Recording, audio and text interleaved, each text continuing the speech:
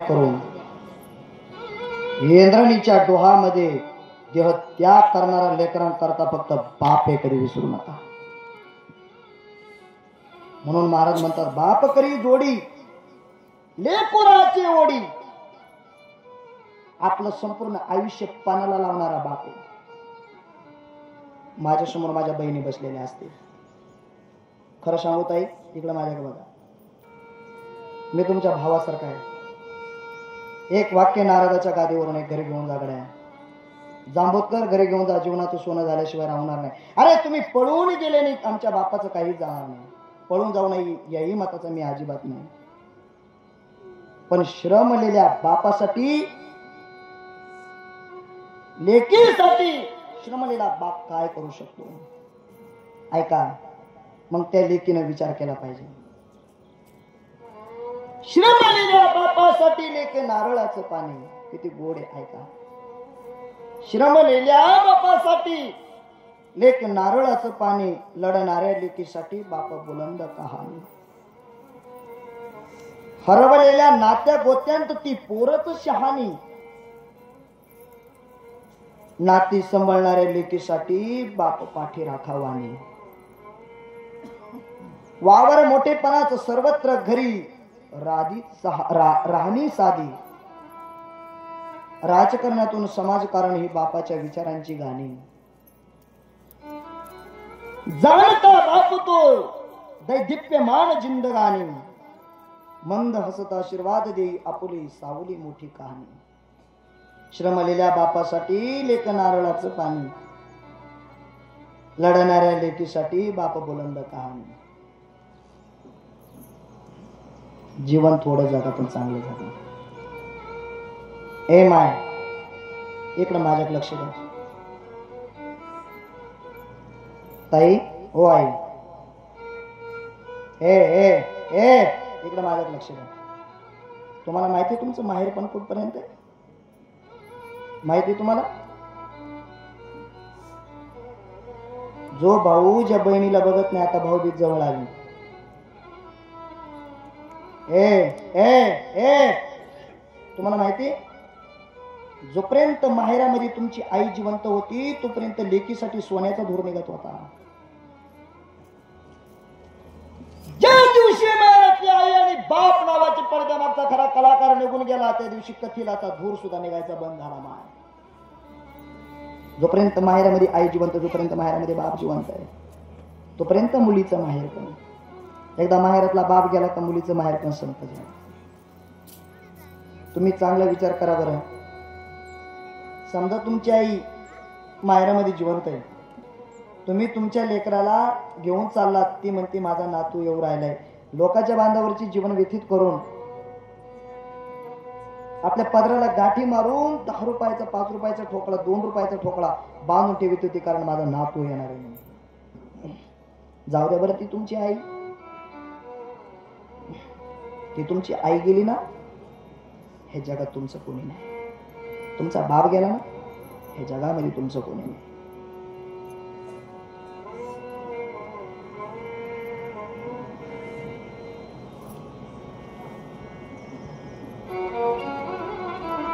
त्या भाऊबीजेला ती तुमची भाऊजाई काय म्हणते माहिती का? माझ्या नंदाच्या तुमच्या बहिणीचे उभा आयुष्यभर माझ्या सासून तुमच्या आईने चोदले पुरवले म्हणे. मला असं वाटतं यंदा मी सांगते तसं वागायचं. भाऊ बाईचा बाईल बद्या झाला होता तेव्हा. जी आई 2000ची साडी घ्यायची ना, हे माय माझ्याकडे लक्ष द्या, तीच भाऊजाई 500 रुपयाचं मांजर पाटासारखं काढी ती महाराज.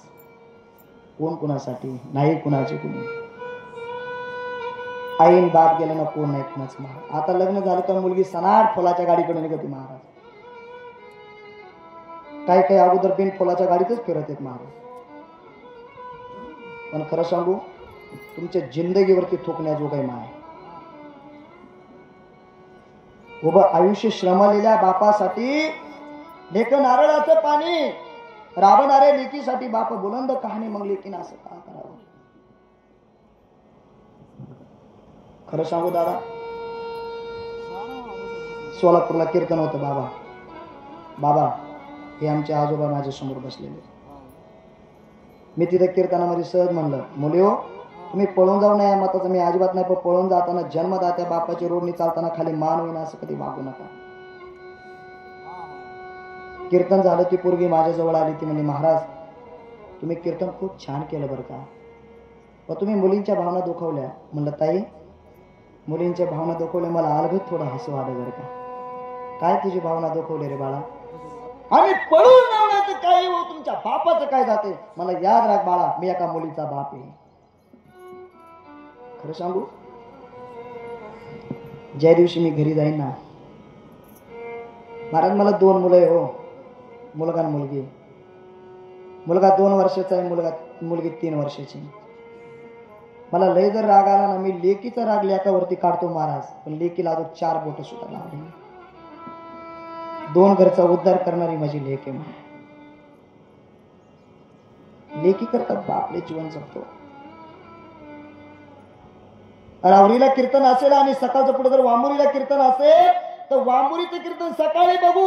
माझ्या लेकीला भेटायला घरी आलं पाहिजे. एक बाप तुमच्या समोर बोलतोय, ध्यानात ठेवा.